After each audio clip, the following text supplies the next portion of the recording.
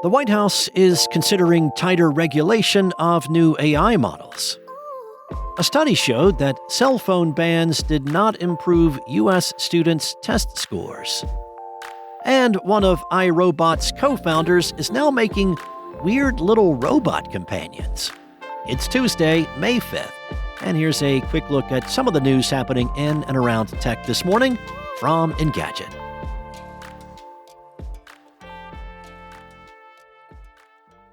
The New York Times is reporting that the White House may create a new working group to oversee AI development. A federal review of new AI models ahead of their public release is being considered as a possible power for that committee, according to the publication's sources.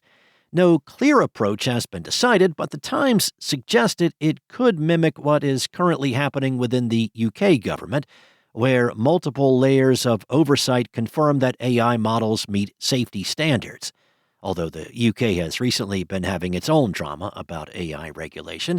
Now, there's also still a chance that the entire concept fizzles and comes to nothing. If an oversight group is created, it would mark quite a reversal from the hands-off attitude presented in the White House's previously introduced AI action plan. The plan appeared willing to offer the AI companies most of the concessions they wanted, although it did leave a lot of potential to create plenty of new problems. Regulation for a technology industry that sure does get sued a lot seems worthwhile. Whether this administration is capable of making good decisions about that regulation is a different question. Smartphone bans in the classroom might not be the panacea that governments and school administrations want them to be. That's according to a recently published study. As first reported by the New York Times, the National Bureau of Economic Research will publish a study called The Effects of School Phone Bans, National Evidence from Lockable Phones, which concluded that cell phone bans had consistently close to zero effect on test scores.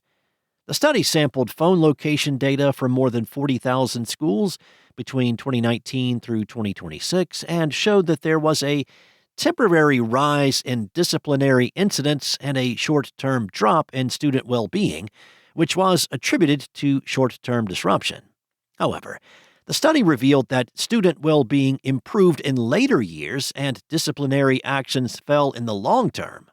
With little to no impact on test scores, the researchers also said the ban showed little evidence of effects on school attendance, self-reported classroom attention, or perceived online bullying.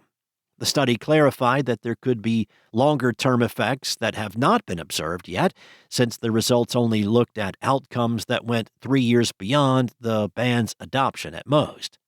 Another study from the UK also showed that cell phone bans did not impact overall screen times, nor did it have much impact on student well-being. But many countries have been adopting school-wide bans on smartphones, as seen with France's new restriction that went into effect in September, and South Korea's limitations for elementary and middle schools as of this year. Colin Angle, the guy who co-founded iRobot and helped put robot vacuums in millions of homes, just unveiled his new company and its forthcoming product. The new venture is called Familiar Machines and Magic, and it's making robots for companionship, not for sweeping floors. They are called familiars and are being described as physically embodied AI systems to perceive, adapt, and interact with people in ways that feel natural and consistent. Now that sounds like a pet, but with loyalty and love replaced by algorithms.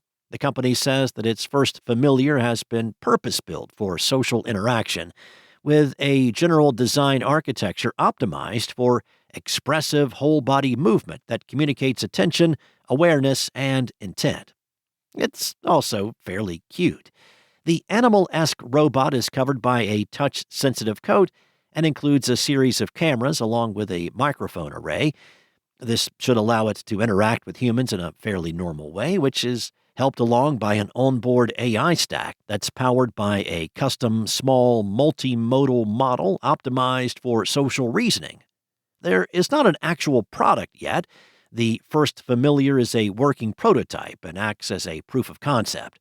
With that in mind, we don't know when or if the company will put something on store shelves or how much one of these fake pets might cost. As an aside, animal shelters will let you take home a cute critter for $50 to $125. Thanks for listening. There's more tech news at Engadget.com. This episode featured journalism from Anna Washenko, Jackson Chen, and Lawrence Bong. Enjoy your day. I'll be back tomorrow with more tech news from Engadget.